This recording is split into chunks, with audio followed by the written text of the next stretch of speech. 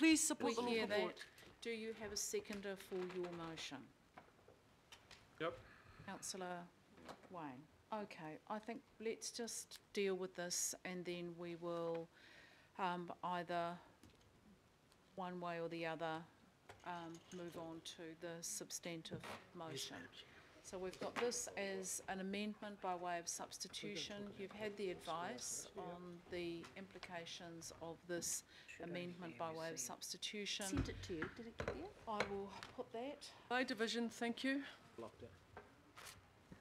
So just to clarify, councillors, you're voting by division on Councillor Casey's amendment by way of substitution, which means that the original motion, if this is carried, is replaced by what is in front of you.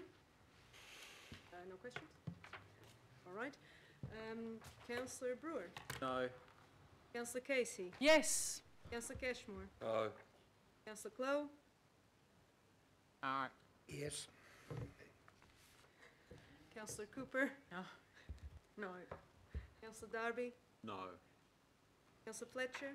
Yes. Councillor Crum. Against. Member Namine. No. Councillor Quacks. No. Councillor Stewart. No. Member Taipari. No. Councillor Wayne Walker. Yes. Councillor Watson. Yes. Councillor Webster. No. Councillor Wood. No. Deputy Mayor Hulse. No. That's lost. Okay. 12 to 5. So given the extensive discussion that we've had, are we ready to move on to the substantive motion? And remember there is part 6 to that, and we've made some amendments. Everyone is happy. It's been moved and seconded. I'm going to put that. All those in favour, please say aye. Aye. Against, No. carried. Recorded. And Councillor Casey will record her vote. And Walker. And Walker. I think we may. I'll move into We are, confidential, Madam Chair. Clive, don't move. We are going to move back into confidence to do C4. Just one. So, yeah, Madam Chair, at an earlier run through, I yep. identified that we needed to just close off any possible breaches of stock exchange rules on discussing the agreement. I wasn't suggesting that the whole report be in public excluded. I think before we go into public excluded, Yep. is there an opportunity just to explain, while we're in the public, why we need to do that? Because I'm still struggling to see any content that really requires it to be in public excluded. Though I think if there are questions that go into that sensitive area of breaching stock exchange rules, that is the problem. That's my understanding. And the critical issue is that as soon as we're out of confidence, the report is made public. It's more just the questions that may arise to give our staff the opportunity to discuss them